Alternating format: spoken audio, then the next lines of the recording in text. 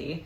So do you guys see that this is wider here and narrower here, and you can see more of the bridge of the nose. It's like more, what's the word right?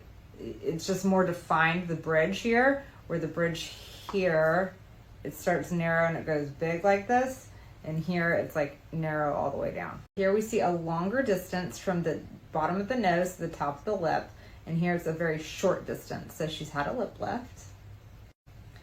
And I think a little bit of lip filler. A lip lift. They worked on the side, and all of the freckles which they used, the skin looked flawless because of all her freckles. Weight loss can enhance facial definition. That alone does not account for the changes that we're seeing here. I think she's had an upper and lower blepharoplasty and a face and neck lift.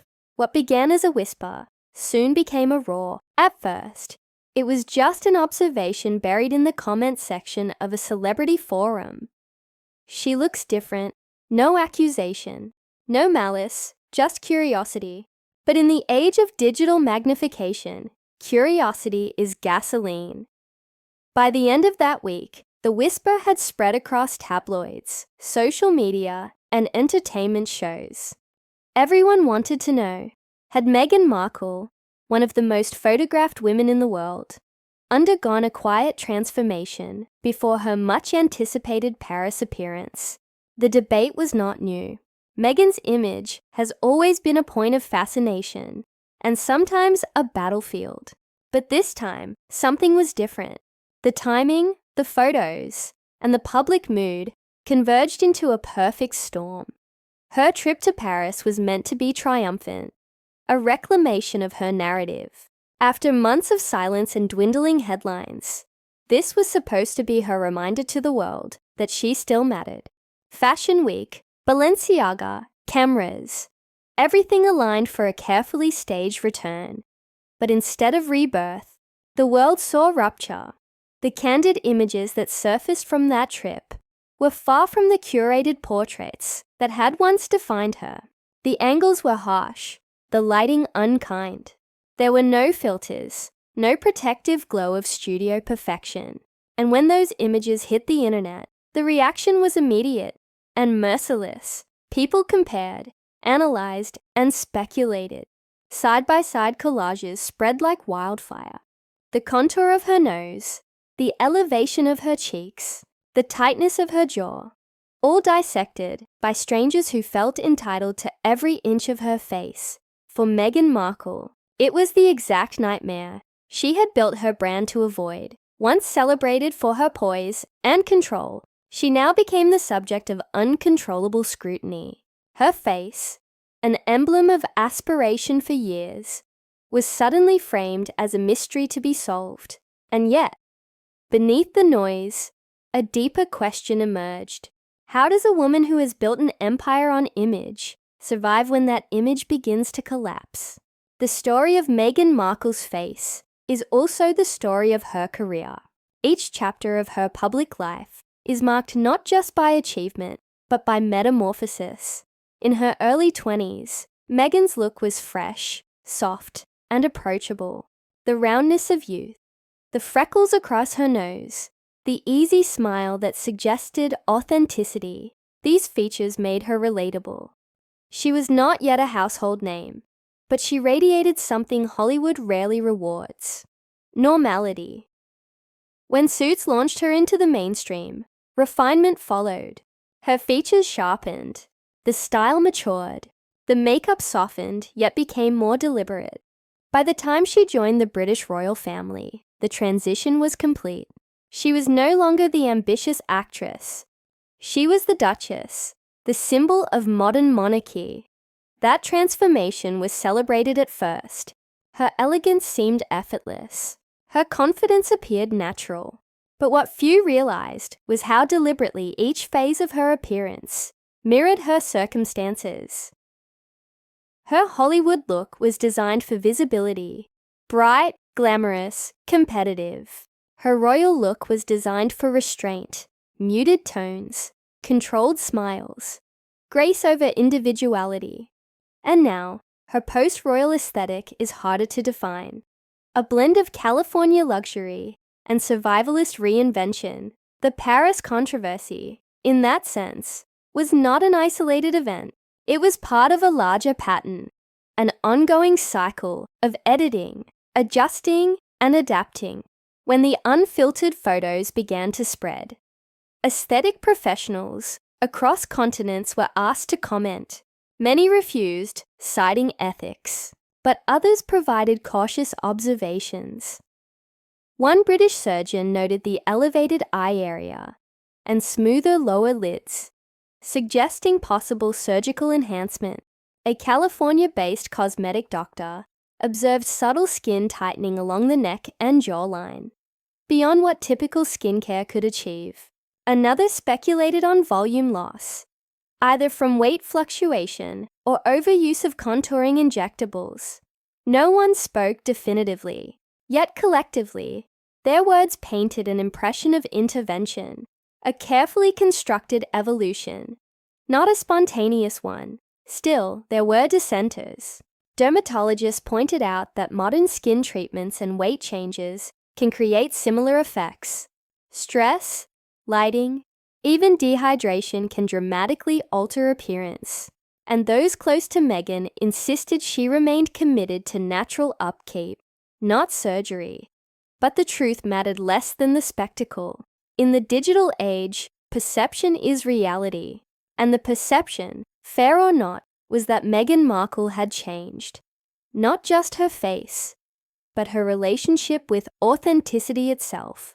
The timing of the Paris appearance made the speculation sting even more. After the collapse of her Spotify deal and the cooling of her Netflix momentum, Meghan's public image had entered a period of quiet uncertainty. The world that once celebrated her as a symbol of freedom now seemed fatigued by her narrative. Re-emerging at Balenciaga, a brand still recovering from its own controversies, was a calculated risk. It was high fashion with a hint of scandal, the kind of stage she had always understood instinctively. Observers later noted how the event seemed engineered. The strategically leaked hotel location, the orchestrated paparazzi sightings, the so-called quiet appearance that somehow generated global headlines within hours. It was, in theory, the perfect comeback blueprint. But when the spotlight hit, the story changed.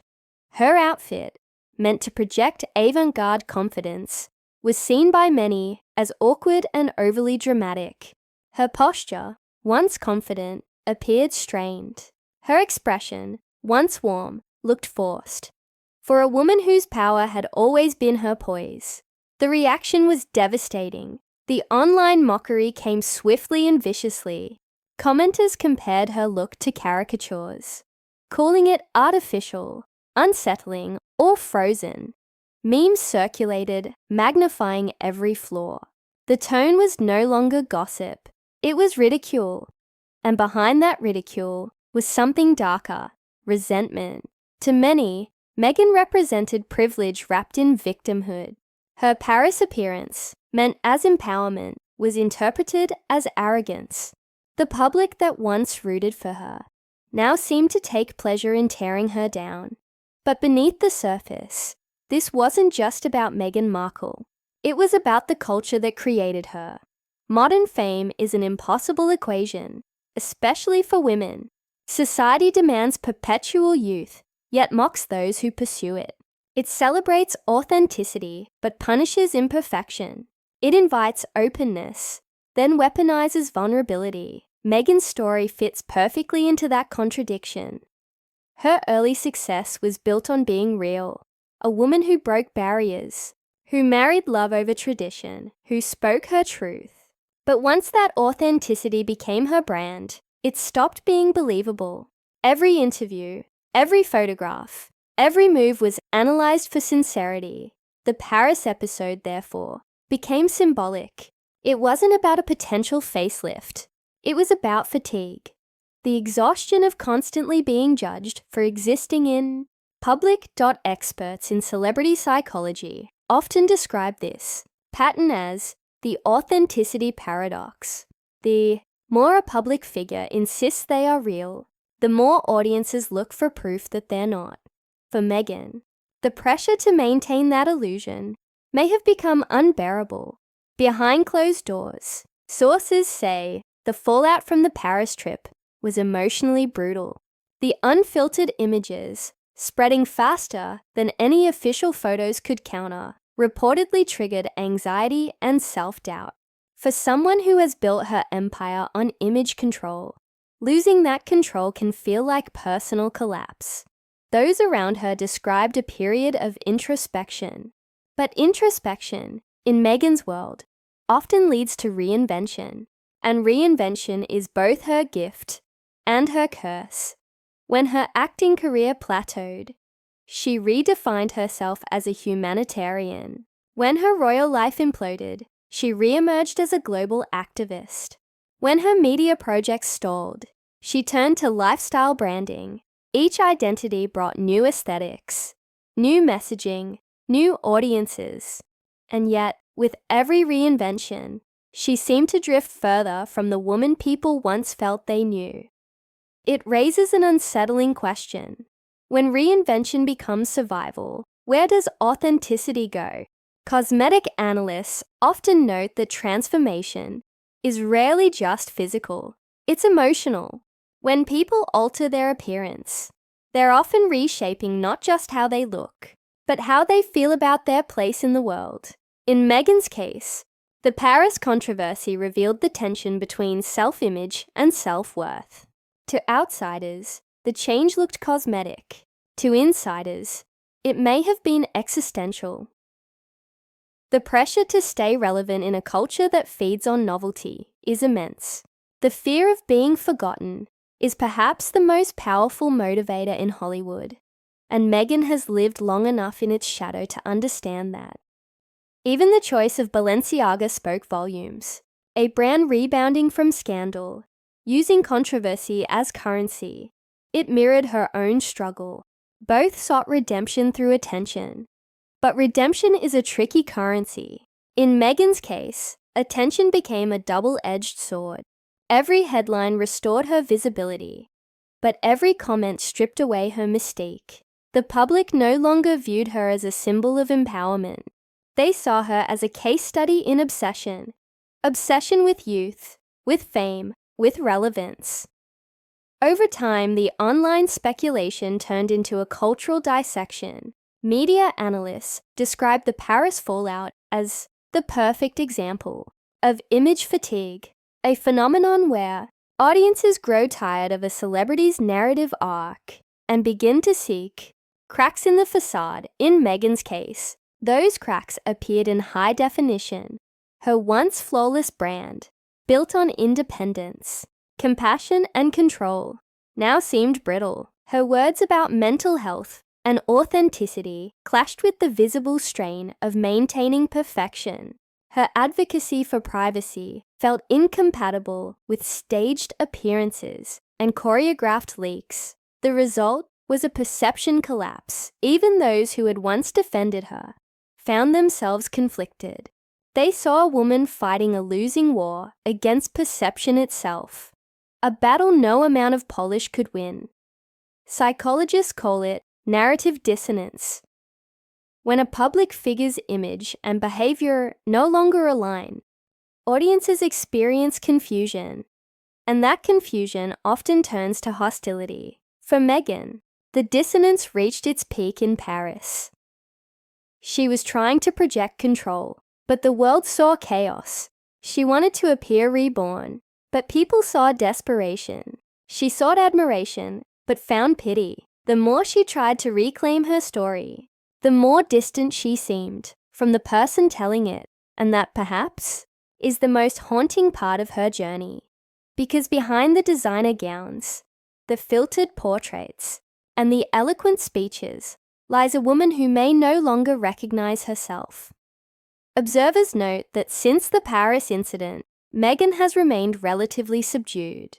Her public appearances have been limited, her statements measured. Some interpret it as strategy, others as recovery. But even in silence, the speculation continues. Every candid photo reignites the conversation. Every interview becomes a test. Every gesture is scrutinized for authenticity. That's the cost of fame built on narrative. The story never ends, even when the person wants it to. As the dust from Paris settled, the online debate began to evolve. Some commentators reframed the discussion, asking whether society's obsession with celebrity aesthetics is itself a form of cruelty.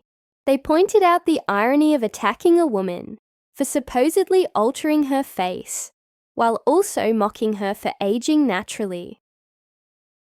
The double standard is impossible to ignore. Men in the public eye are allowed to grey, wrinkle, and weather.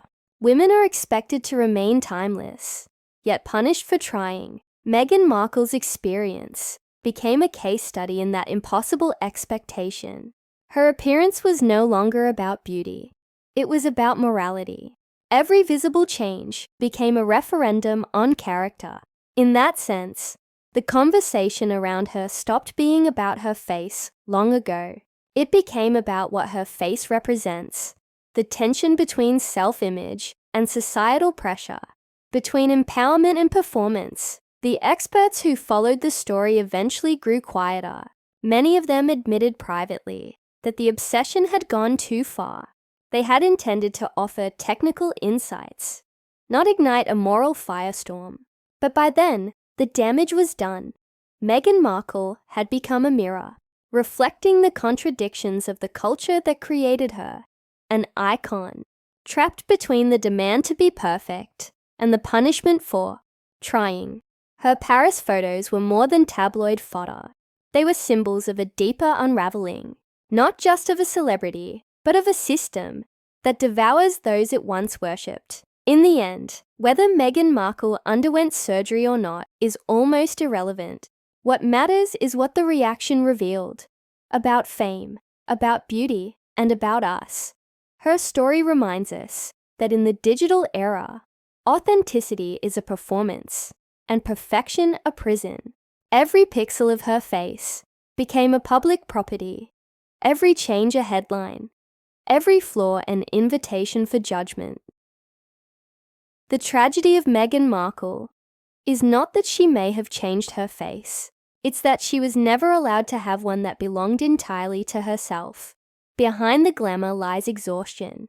Behind the control lies fear. The fear of being irrelevant. The fear of being forgotten. The fear of facing a world that loves its idols only until it can destroy them. Her Paris trip was meant to mark a new beginning. Instead, it exposed the fragile scaffolding of modern fame, a place where identity is currency, and the price of survival is the self. In one sense, Meghan's downfall is not unique. Hollywood, fashion, and royalty are filled with stories of reinvention turned addiction. But hers stands apart because she built her power through her story. And now, her story has become the thing she cannot control. You can smooth a wrinkle, but not a reputation. You can lift a jawline, but not perception. You can reshape your features, but not your history. The woman once celebrated for her courage now stands as a cautionary tale of what happens when authenticity becomes performance art. Paris did not destroy Meghan Markle. It revealed her, stripped of filters, stripped of fantasy, standing alone in the spotlight she once commanded. And maybe, in that exposure, lies the possibility of something real at last. Because the most radical transformation she could ever attempt now would be to stop changing at all.